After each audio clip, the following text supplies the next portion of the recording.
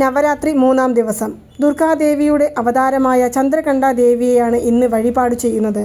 നവരാത്രിയുടെ ആദ്യ ദിനത്തിൽ ശൈലപുത്രിയായിട്ട് അവതാരമെടുക്കുകയും 2-ാം ദിവസത്തിൽ ശിവഭഗവാനെ വിവാഹം കഴിക്കുവാനായി ബ്രഹ്മചാരിണി ദേവി തപസ്സനുഷ്ഠിക്കുകയും ചെയ്തു.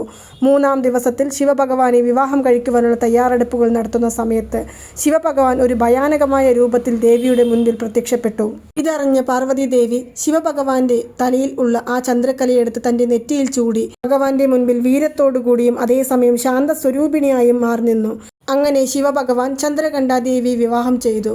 ഈ ദേവിയെ വഴിപാട് ചെയ്തു പ്രാർത്ഥിച്ചു വന്നാൽ ധൈര്യം, ആത്മവിശ്വാസം എന്നിവ ലഭിക്കുന്നു. മാത്രമല്ല ഭയം, തടസ്സങ്ങൾ, വിഷാദം എന്നിവ മാറിക്കിട്ടുവാനും സമാധാനവും ശക്തിയും ലഭിക്കുവാനും ഈ ഒരു ദിവസത്തെ വഴിപാടിലൂടെ സാധിക്കുന്നതാണ്. ദേവി വീട്ടിലേക്ക് വരുന്ന സമയത്തുണ്ടാകുന്ന ആ ഒരു മണിയുടെ ശബ്ദം മാത്രം മതി നമ്മുടെ വീട്ടിലെ എല്ലാ നെഗറ്റീവ് ശക്തികളെയും തുരത്തി ഓടിക്കുവാൻ. ചന്ദ്രഘണ്ഠാദേവിയുടെ 10 കൈകളിൽ ത്രിശൂലം, ഗദ, വാൾ, ജപമാല, കമലം തുടങ്ങിയ ആയുധങ്ങളുമായിട്ട് യുദ്ധഭൂമിയിലേക്ക് എത്തുന്നതായിട്ടാണ് പറയപ്പെടുന്നത്. നന്ദി.